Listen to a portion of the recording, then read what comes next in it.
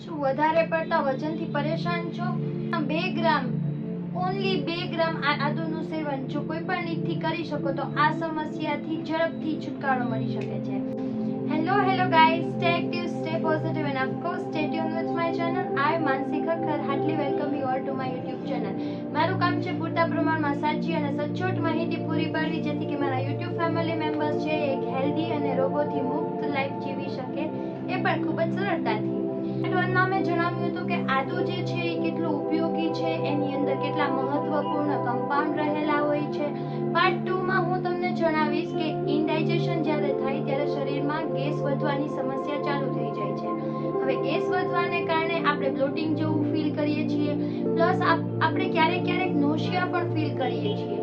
નોશિયા એટલે શું કે આખો દિવસ આપણને બેચેની જેવું ફીલ થયા કરે છે.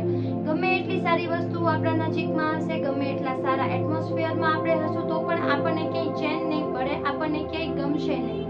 નોશિયા વધવાના બીજા ઘણા બધા કારણો હોઈ શકે છે.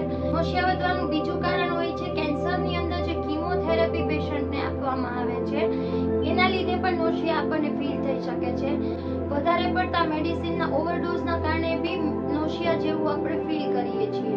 પણ લીંબુ શરબતની અંદર યા તો લેમન જ્યુસ તમે પીતા હોય, આ પછી કોઈ ઉકાળો તમે પીતા હોય, એની અંદર જો 1 થી 2 ચમચી જો આદુનો રસ નાખીને પી શકો તો વિધિન સમ ટાઈમ થોડા સમયની અંદર જ રાહત મળવાનું ચાલુ થઈ જાય છે. આપણા શરીરની અંદર કેલેરી બર્નની પ્રોસેસ જે ચાલુ હોય છે એ આદુના લીધે ડબલ સ્પીડથી વર્ક કરવા લાગે છે. હમણાં જ એક સ્ટડી મેં રીડ કરી હતી, અંદરથી મને જાણવા મળ્યું કે જનરલી વિમેન્સની અંદર સ્ટમકની આજુબાજુ એટલે કે પેટની આજુબાજુ અને હિપ્સની આજુબાજુ ચરબીઓના થર વધારે પડતા જોવા મળે છે. તો આજે આદુની અંદર રહેલું જે કમ્પાઉન્ડ છે એનાથી કેલેરી બર્નની પ્રોસેસ તો સ્પીડ અપ થઈ જ જાય છે, પરંતુ ચરબીઓના જે આ થર જામેલા હોય છે લાંબા સમયથી, એ ચરબીઓ પણ ઝડપથી ઓગળવાનું ચાલુ થઈ જાય છે. નવી જ થયેલી રિસર્ચ અને સ્ટડીઝ અનુસાર ઇવન સાયન્ટિફિક પ્રૂવન વસ્તુ છે આ કે આદુની અંદર એન્ટી ડાયાબિટીક સી પ્રોપર્ટીઝ રહેલી હોય છે જે આપણા બ્લડ શુગર લેવલને પણ કંટ્રોલમાં રાખવાનું કામ કરે છે.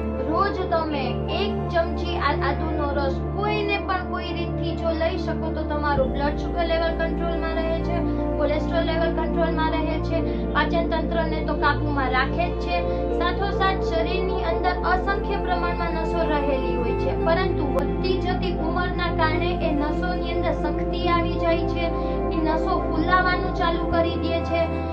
આટલી મહત્વપૂર્ણ માહિતી તમારી સાથે હું શેર કરું છું તો એક લાઈક તો બને જ, right? So give it a big Thums up. LDL એટલે કે બેડ કોલેસ્ટ્રોલ લેવલને ઘટાડવાનું કામ કરે છે અને HDL એટલે કે ગુડ કોલેસ્ટ્રોલ લેવલને વધારવાનું કામ કરે છે.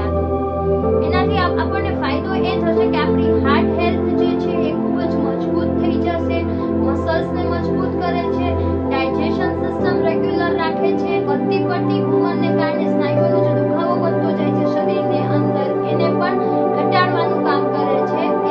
એટલે કે ઓવરઓલ કમ્પ્લીટ પેકેજ છે આદુ. સ્પેશિયલી આ વિન્ટર સીઝન છે, મેં તમને પહેલા પણ જણાવ્યું હતું કે મારા માટે તો આદુવાળી ચા એટલે ઇટ્સ માય સુકૂન, મારું સુકૂન હોય છે આદુવાળી ચા. ચામાં હું આદુ એટલે નાખું છું કે આ તમામ ફાયદાઓ મને ખબર છે અને આજે મેં તમારી સાથે બી શેર કર્યા, એટલે